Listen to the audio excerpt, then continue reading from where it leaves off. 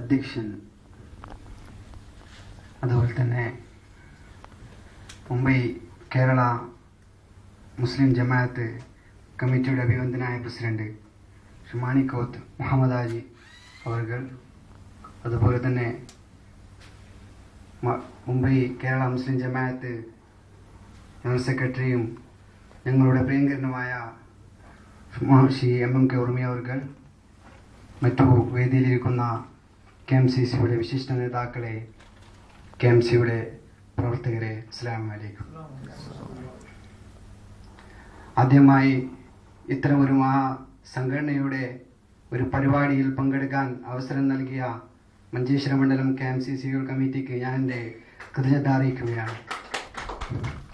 നാട്ടിൽ നിന്നും പത്രത്തിൽ വായിക്കുമ്പോൾ നമുക്ക് കാണാൻ പറ്റുന്ന വാർത്ത ഒന്നെങ്കിൽ CPM-കാരുടെ അക്രമവും അതുപോലെ തന്നെ RSSന്റെ ക്രൂരതയും പോലുള്ള വാർത്തകൾ വായിക്കുമ്പോൾ അതിനിടയിൽ KMCCയുടെ ജീവകാരുണ്യത്തിന്റെ പ്രവർത്തനത്തിലുള്ള വാർത്ത കാണുമ്പോഴാണ് മനസ്സിൽ സന്തോഷം കൊള്ളുന്നത്.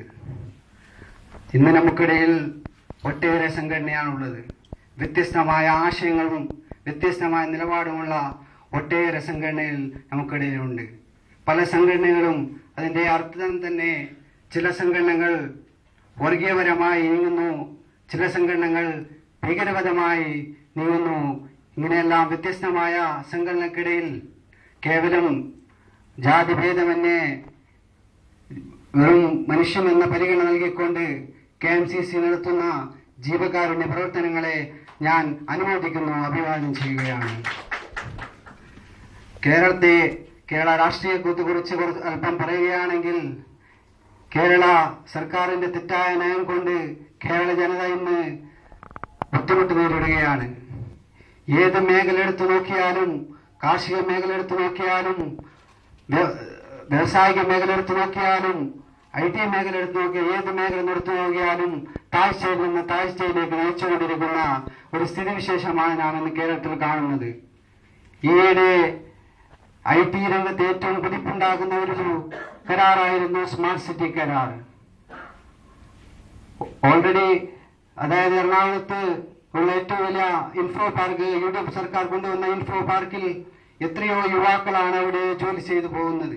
വിദ്യാഭ്യാസം കഴിഞ്ഞ് ജോലിയില്ലാത്ത കേരളം നാശത്തിലേക്ക് നയിക്കുമ്പോൾ ഇതുപോലുള്ള IT മേഖലകൾ കേരളത്തിൽ വരികയാണെങ്കിൽ തീർച്ചയായിട്ടും കേരളത്തിലുള്ള തൊഴിലില്ലായ്മ നമുക്ക് പരിഹരിക്കാൻ പറ്റുമായിരുന്നു. അതുപോലുള്ള സ്മാർട്ട് സിറ്റി കരാറിനെയാണ് കേരള സർക്കാർ പുച്ഛത്തോടെ കാണുന്നതും പ്രവർത്തിക്കുന്നതും. എന്നിലേറെ പറയണം, കേരള സർക്കാർ പോലീസിനെ ഉപയോഗിച്ചുകൊണ്ട് മാർക്സിസ്റ്റ് പാർട്ടി അല്ലാതെ രാഷ്ട്രീയ പ്രവർത്തകരെ അടിച്ചേൽപ്പിക്കുകയാണ് ഇന്ന് നാം കാണുന്നത്. കാസർഗോഡിന്റെ സംഭവം കുറിച്ച് പറയുകയാണെങ്കിൽ, കാസർഗോഡ് ജില്ലയിലെ മുസ്ലിം ലീഗിന്റെ സംസ്ഥാന നേതാക്കളടക്കം പങ്കെടുക്കുന്ന സമാധാന രീതിയിലുള്ള ഒരു പരിപാടിയിൽ എത്ര ക്രൂരമായാണ് പോലീസിനെ ഉപയോഗിച്ചുകൊണ്ട് അവിടെ നടത്തിയിട്ടുള്ളത്.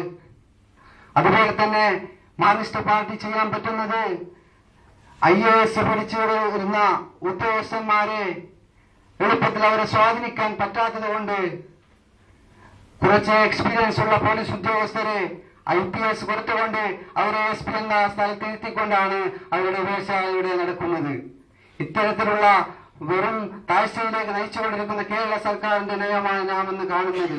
അതുപോലെ തന്നെ മഞ്ചേശ്വര മണ്ഡലം എടുത്തു നോക്കിയാൽ കുഞ്ഞുമ്പ് എന്നൊരു MLA പിടിച്ചുകൊണ്ട് പോലീസിനെ കൊണ്ട് അവിടുത്തെ UDF പ്രവർത്തകരെ കള്ളക്കേസിൽ ഉൾപ്പെടുത്തുകയും എല്ലാതരത്തിലും ബുദ്ധിമുട്ട് അനുഭവിക്കപ്പെടുത്തുകയാണ് അവിടെ നടക്കുന്നത്. ഇതിനെല്ലാം അറുതി വരുത്താൻ പ്രവാസികളായ നമുക്ക് ചെയ്യാൻ പറ്റുന്നത് ഈയിടെ പ്രഖ്യാപിച്ച ഇന്ത്യൻ പ്രധാനമന്ത്രി ഡോക്ടർ മൻമോഹൻ സിംഗ് പ്രഖ്യാപിച്ച വോട്ടവകാശം, അതായത് അത് പ്രാബല്യത്തിൽ വരികയാണെങ്കിൽ തീർച്ചയായിട്ടും KMCCയുടെയും മറ്റു സംഘടനകളെല്ലാം വോട്ടവകാശം ചെയ്യാനുള്ള ഇത് ഉപയോഗിക്കണമെന്ന് ഞാൻ അഭ്യർത്ഥിക്കുകയാണ്. എല്ലാവർക്കും നാളെ ജോലിയുള്ളതിനാൽ കൂടുതൽ സമയം സംസാരിക്കാൻ ഞാൻ ആഗ്രഹിക്കുന്നില്ല. ഞാൻ പ്രതിനിധാനം ചെയ്യുന്ന കേരള വിദ്യാർത്ഥി യൂണിയന്റെ എല്ലാവിധ ആശംസകൾ അർപ്പിച്ചുകൊണ്ട് ഞാൻ എന്റെ വാക്കുകൾ നിർത്തുന്നു. നന്ദി. അസ്സലാമു അലൈക്കും. ഇനിയും ഒരുപാട് ആൾക്കാർ പ്രസംഗിക്കാനുണ്ട്. സമയം കുറവായതുകൊണ്ട് നാളെ ജോലിയുള്ള കാരണം കൊണ്ട് ദയവ് ക്ഷമിക്കുക. അടുത്തതായി ബോംബെ കേരള മുസ്ലിം ജമാഅത്ത് ജനറൽ സെക്രട്ടറി